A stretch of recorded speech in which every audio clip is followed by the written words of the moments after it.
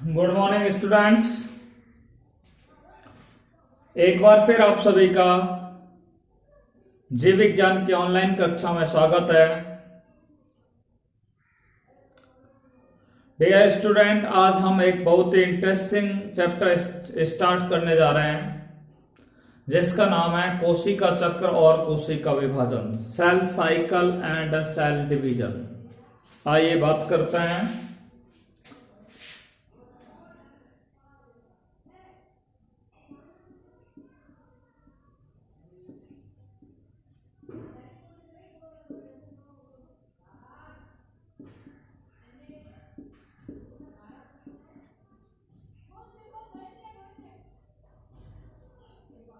Lesson number है ये 10।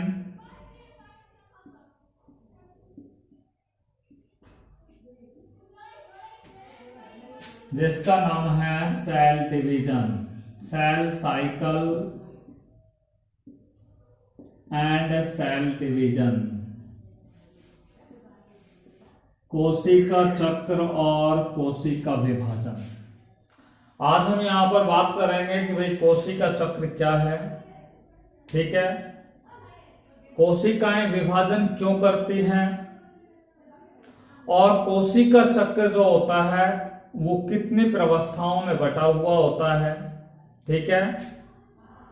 तो इन सभी बिंदुओं पर आपसे हम चर्चा करेंगे। सबसे पहले हम बात करते हैं कोशिका विभाजन के बारे में, ठीक है। देखिए, एक बीज को हमने मृदा में रोपित किया और रोपित करने के पश्चात उस बीज में कुछ दिनों बाद अंकुरण हो जाता है और अंकुरण होने के बाद देखिए पादप जो है नवोद्भिद पादप है। इसी नवोद्भिद पादप को अगर आप देखें तो कुछ ही महीने के अंदर इसका आकार कैसा हो जाता है, बड़ा हो जाता है। इसका आकार बड़ा क्यों हो गया? क्योंकि इस पादप के अंदर जो विभजोतक की कोशिकाएं होती हैं वो विभजोतक की कोशिकाओं में कोशिका विभाजन की क्रिया में भाग लिया है, ठीक है। विभजोतक की जो कोशिकाएं है वो कोशिका विभाजन की क्रिया में भाग लेती है और भाग लेने के कारण कोशिक पादप के आकार में क्या हो जाती है, वृद्धि हो जाती है, ठीक है। तो जीवों के आकार और आकृति में जो वृद्धि होती है वो कोशिका विभाजन के कारण ही होती है। आप देखिए, एक माता ने एक बच्चे को अभी जन्म दिया है और 15 साल बाद देखेंगे तो उस बच्चे का आकार लगभग 4-5 फीट हो जाता है। क्यों हो जाता है? क्योंकि उसके शरीर में जो कायिक कोशिकाएं होती हैं वो क्या करती है, जनन की क्रिया में भाग लेती है और भाग लेने के पश्चात क्या काम करती है, उसके आकार और आकृति में क्या कर देती है, वृद्धि कर देती है। उच्च श्रेणी के जो जंतु होते हैं, उच्च श्रेणी के जंतुओं का जो जीवन होता है वो एक कोशिका से प्रारंभ होता है और उस कोशिका को क्या कहा जाता है, युग्मनज कहा जाता है। वही युग्मनज बार बार विभाजित होता है। विभाजित होने के बाद एक नवजात शिशु का निर्माण होता है। वही नवजात शिशु फिर आगे विभाजित होता है, उसकी कोशिकाएं, और वो पूर्ण रूप से वयस्क हो जाता है। उसका आकार आकृति कैसी हो जाती है, वृद्धि कर लेती है या उसके आकार और आकृति में वृद्धि हो जाती है।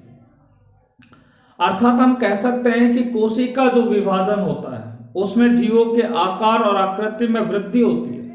साथ में कई बार कुछ जीवों के क्या है, चोट लग जाती है तो उस कोशिका की मरम्मत करने के लिए, चोटग्रस्त स्थान पर मरम्मत करने के लिए क्या है, कोशिकाएं विभाजन करती हैं। रुडोल्फ विर्चो नाम का एक वैज्ञानिक था। उस रुडोल्फ विर्चो नामक वैज्ञानिक ने तो ये बताया था कि पूर्ववर्ती कोशिकाओं से कौन सी कोशिकाओं का निर्माण होता है, नई कोशिकाओं का निर्माण होता है। पूर्ववर्ती कोशिकाओं से कौन सी कोशिकाओं का निर्माण होता है, नई कोशिकाओं का निर्माण होता है। आप जानते हैं कि जीवों में लैंगिक जनन भी होता है, अलैंगिक जनन भी होता है, और लैंगिक जनन और अलैंगिक जनन के समय भी कोशिकाएं क्या करती हैं, विभाजन करती हैं। लैंगिक जनन के समय भी विभाजन करते हैं कोशिकाएं, अलैंगिक जनन के समय भी कोशिकाएं क्या करती हैं, विभाजन करती हैं। और विभाजन करने पर उन जीवों के आकार आकृति में क्या होती है, वृद्धि होती है। परंतु कुछ कोशिकाएं ऐसी होती हैं जो कभी विभाजन नहीं करती। कुछ कोशिकाएं ऐसी होती हैं जो क्या नहीं करती है, विभाजन नहीं करती। जैसे लाल उदर कणिकाएं होती हैं, ये विभाजन नहीं करती है। कंकालीय कोशिकाएं होती हैं, स्केलेटन सेल होती है, ये स्केलेटन सेल भी कभी कोशिका विभाजन नहीं करती है।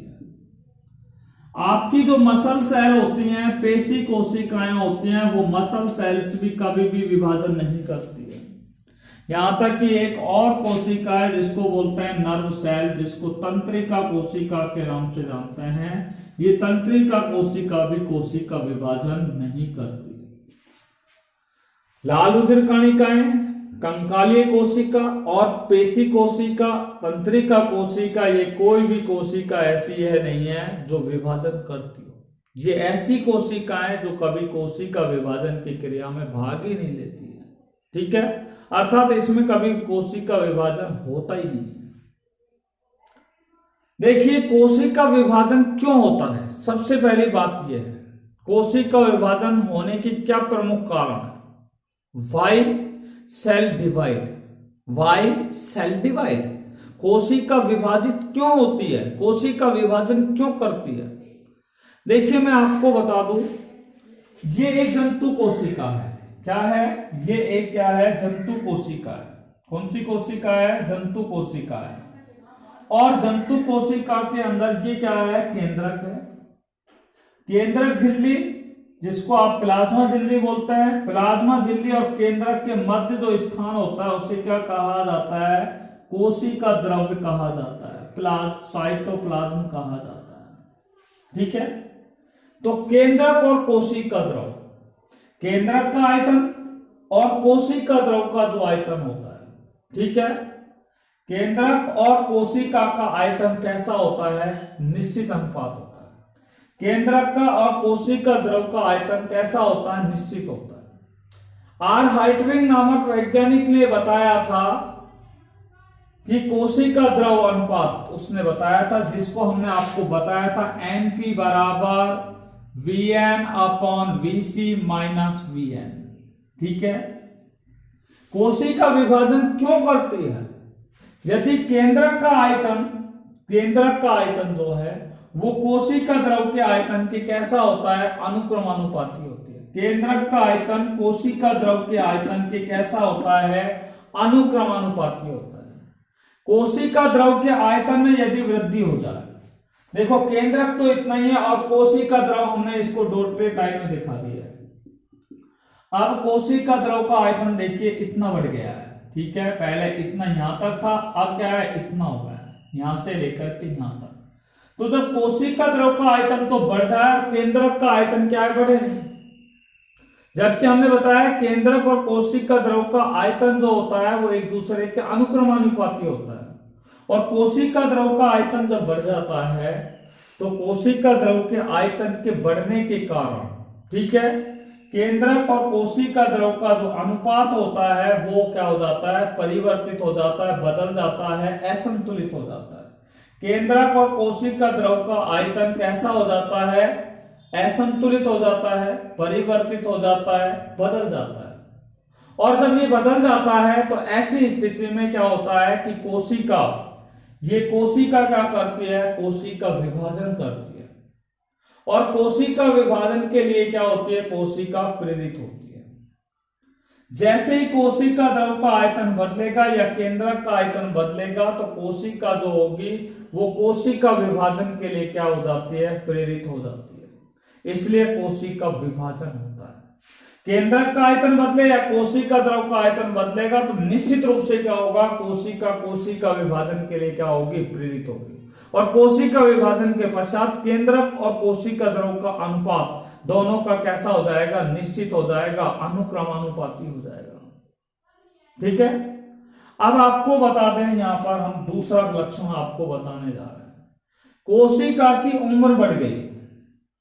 किसी कोशिका की उम्र जब बढ़ जाती है तो कोशिका के अंदर भरा हुआ जो जीव द्रव होता है, कोशिका के अंदर जो भरा हुआ जो जीव द्रव होता है वो धीरे धीरे कैसे होने लग जाता है, क्षीण होने लग जाता है, नष्ट होने लग जाता है।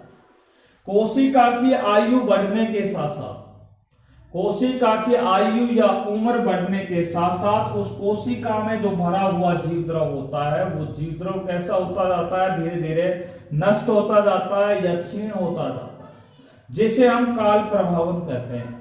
ठीक है, जिसे हम एजिंग कहते हैं, एजिंग इफेक्ट, जिसे क्या कहा जाता है, काल प्रभावन कहते हैं। और विभाजन के द्वारा, ध्यान से सुन लीजिए, विभाजन के द्वारा, कोशिका विभाजन के द्वारा, कोशिका के अंदर जो जीवद्रव होता है उस जीवद्रव के द्वारा, कोशिका विभाजन के द्वारा नए जीवद्रव को क्या है, कोशिका द्वारा प्राप्त कर लिया जाता है। तो कोशिका विभाजन के द्वारा कोशिका नए जीवद्रव को क्या कर लेती है, प्राप्त कर लेती है। अर्थात नया जीवद्रव प्राप्त करने के लिए कोशिका क्या करती है, विभाजन करती है। एक बार फिर सुनिए। दूसरा, कोशिका की उम्र बढ़ने के साथ साथ कोशिका का जीवद्रव क्षीण हो जाता है। ठीक है, और जीवद्रव जब क्षीण हो जाता है तो इस काल को काल प्रभावन कहते हैं। कोशिका विभाजन के द्वारा कोशिका जो होती है वो क्या काम करती है, नए जीवद्रव को प्राप्त करती है, और नए जीवद्रव को प्राप्त करती है तो काल प्रभावन का असर जो होता है वो धीरे धीरे क्या हो जाता है, समाप्त करने के लिए कोशिका विभाजन के लिए क्या होती है, प्रेरित होती है। भाई कोशिका विभाजन क्यों होता है, तीसरा कारण बता रहे हैं, हार्मोनों के कारण भी कोशिका विभाजन होता है। ठीक है, हार्मोनों के प्रभाव के कारण भी क्या होता है, कोशिका विभाजन होता है। जैसे पादप कोशिका होती है, उसमें अगर कोई पादप के आकार में वृद्धि नहीं हो रही है तो साइटोकाइनिन हार्मोन होता है, वो साइटोकाइनिन हार्मोन के प्रभाव के कारण उनकी कोशिकाएं विभाजन करने लग जाती है। तो पादप हार्मोन या जंतु हार्मोन के कारण भी जीवों के, या हम कह सकते हैं हार्मोन के कारण भी जीवों की कोशिकाओं के आकार में वृद्धि होती है, अर्थात कोशिकाएं क्या होती हैं, विभाजित होती है।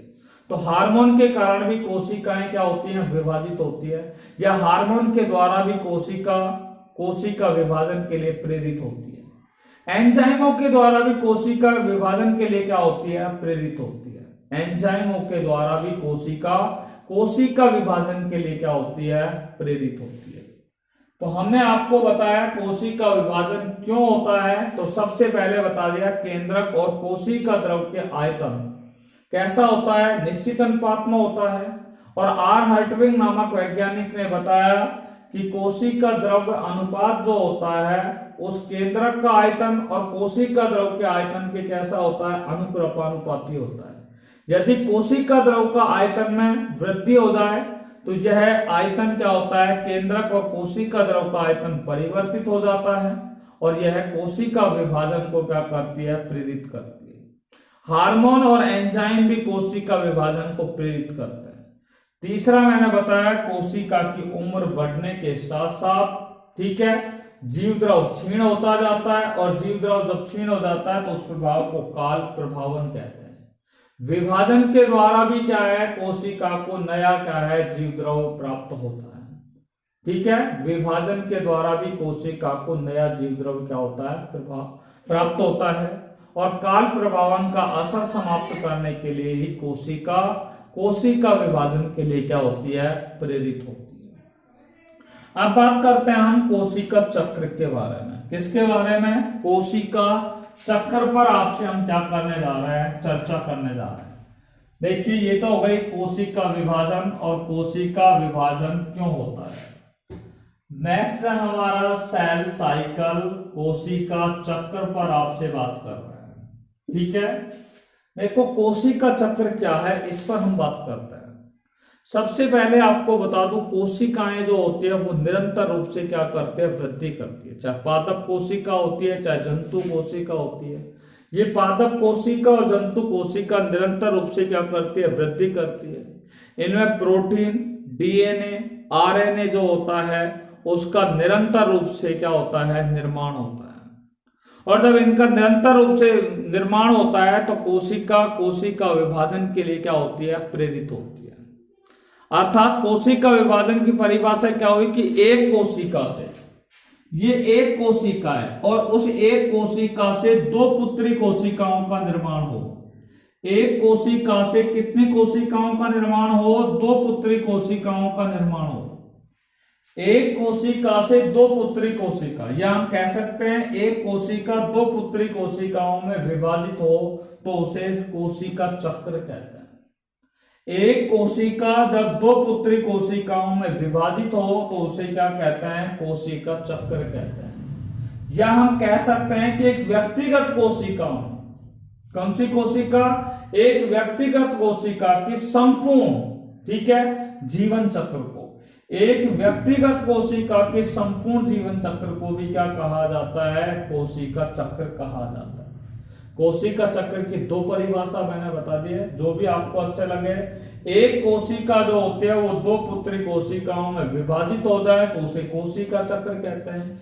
या एक व्यक्तिगत जो कोशिका होती है उस व्यक्तिगत कोशिका के संपूर्ण जीवन चक्र को, एक कोशिका के, एक व्यक्तिगत कोशिका के संपूर्ण जीवन चक्र को क्या कहा जाता है? कोशिका चक्र कहा जाता है।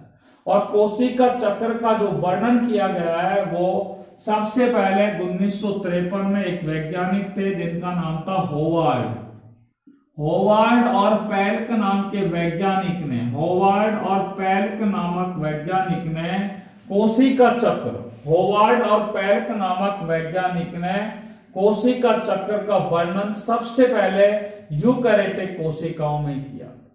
या होवार्ड और पेल्क ने यूकैरियोटिक कोशिकाओं में सबसे पहले कोशिका चक्र का क्या किया था? वर्णन किया था। कोशिका चक्र जो है वो यूकैरियोटिक कोशिकाओं में जटिल और कैसा होता है? चक्रीय प्रक्रिया होती है।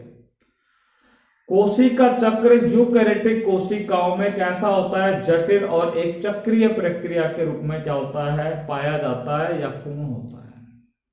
क्लियर बात होगी। अब देखिए कोशिका चक्र जो होता है वो दो प्रवस्थाओं में बटा होता है। कोशिका चक्र दो प्रवस्थाओं में कौन सी अवस्थाओं में बटा होता है? एक होता है अंतरावस्था, अंतरावस्था जिसको इंग्लिश में बोलते हैं इंटरफेज, और दूसरी होती है कोशिका विभाजन प्रवस्था, कोशिका विभाजन प्रवस्था जिसको बोलते हैं माइटोटिक फेज, माइटोटिक फेज। ठीक है, कोशिका चक्र दो प्रवस्थाओं में बटा होता है, इंटरफेज अवस्था और कोशिका विभाजन प्रवस्था। देखिए इंटरफेज अवस्था पे हम आपसे बात करते हैं। ठीक है, सबसे पहले इंटरफेज अवस्था क्या है? देखिए कोशिका विभाजन न होने की प्रवस्था, कोशिका विभाजन न होने की प्रवस्था को इंटरफेज कहते हैं, और कोशिका विभाजन होने की प्रवस्था को क्या कहते हैं? कोशिका विभाजन प्रवस्था या माइटोटिक फेज कहा जाता है। ठीक है, अब बात करते हैं इंटरफेज अवस्था के लक्षण। इंटरफेज अवस्था के लक्षण, कैरेक्टरिस्टिक्स ऑफ इंटरफेज, इंटरफेज। तो इंटरफेज अवस्था के लक्षणों पर मैं बात कर रहा हूं। देखिए इंटरफेज अवस्था एक विश्राम की अवस्था होती है। कैसी अवस्था होती है? रेस्ट की अवस्था होती है। यह आपको बता दूं सबसे क्रियाशील अवस्था भी होती है। कैसी होती है? क्रियाशील अवस्था होती है। और यह विभाजन के लिए क्या होती है? विभाजन के लिए तैयारी अवस्था भी कहलाती है। कोशिका विभाजन के लिए कोशिका को क्या किया जाता है? विभाजन के लिए तैयार किया जाता है, और तैयार जो अवस्था करते हैं वो कौन सी अवस्था कहलाती है? इंटरफेज अवस्था कहलाती है। अर्थात इंटरफेज अवस्था जो होते हैं वो कोशिका को विभाजन के लिए क्या करती है? तैयार करती है, इसलिए इसे तैयारी अवस्था भी कहा जाता है, इसे प्रिपरेटरी फेज भी कहा जाता है। कौन सी अवस्था? प्रिपरेटरी फेज के नाम से भी इसे क्या है? जाना जाता है। दूसरा है इंटरफेज अवस्था जो होती है, ये दो विभाजनों के मध्य की अवस्था होती है। दो विभाजनों की कौन सी अवस्था होती है? मध्य की अवस्था होती है। दो विभाजनों के मध्य की अवस्था कैसे होती है? जैसे कोशिका है, उसने विभाजन कर लिया है, विभाजन के बाद कोशिका कुछ देर के लिए विश्राम करेगी, फिर वापस सक्रिय होगी, वापस सक्रिय होने के बाद क्या है? वो तैयारी करेगी कोशिका विभाजन के लिए, और फिर कोशिका में विभाजन होगा। इसलिए मैंने बताया कि यह दो विभाजनों के मध्य की क्या होती है? प्रवस्था होती है। देखिए कोशिका का केंद्रक, ये कोशिका का क्या होता है? केंद्रक होता है, और कोशिका द्रव। कोशिका का केंद्रक और कोशिका द्रव जो होता है वो उपापचयी रूप में अधिक कैसा होता है, सक्रिय होता है।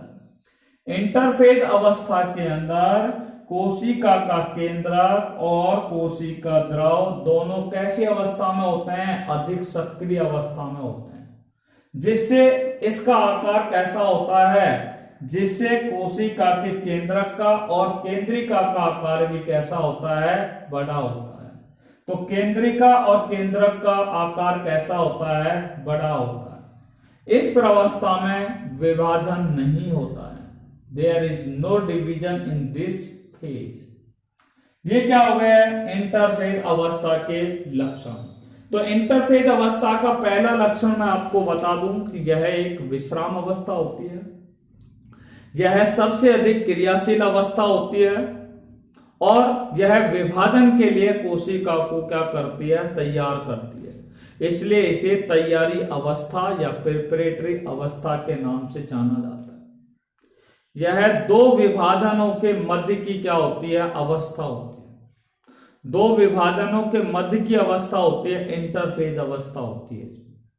इसमें जो केंद्रक होता है और कोशिका द्रव, केंद्रक और कोशिका द्रव उपापचयी रूप में कैसे होते हैं, सक्रिय होते हैं, जिसके कारण केंद्रक और कोशिका द्रव का आकार कैसा होता है, बड़ा हो जाता है। नेक्स्ट लक्षण है कि इस अवस्था में किसी भी प्रकार का विभाजन नहीं होता है, there is no division in this phase. और इसमें केंद्रक और केंद्रिका का आकार कैसा होता है, केंद्रक और केंद्रिका बड़े आकार के होते हैं। केंद्रक भी और केंद्रिका भी दोनों आकार में कैसे होते हैं, बड़े होते हैं। कौन सी अवस्था में होते हैं, इंटरफेज अवस्था में होते हैं।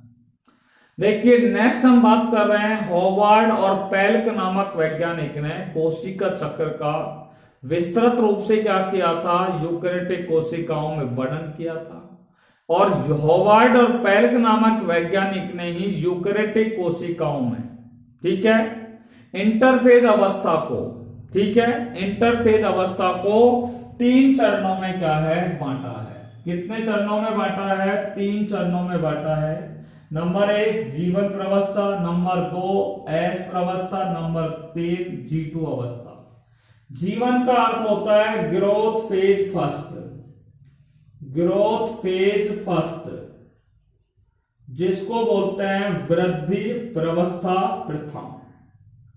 एस का अर्थ होता है सिंथेसिस फेज, सिंथेसिस फेज, जिसको कहते हैं संश्लेषण प्रवस्था।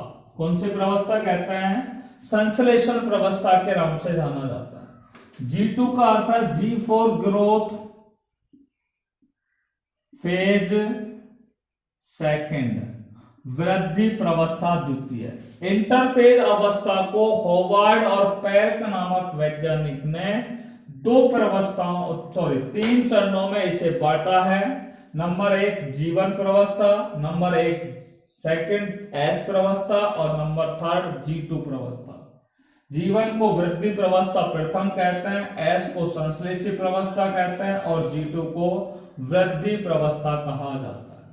ठीक है, देखिए इस पर हम कल विस्तृत रूप से हम इंटरफेज की इन तीनों चरणों पर बात करेंगे और कोशिका विभाजन यानी कि माइटोटिक फेज पर भी कल नेक्स्ट वीडियो में आपसे चर्चा करेंगे। ठीक है, till then take care bye corona, be safe, be happy, thanks very much.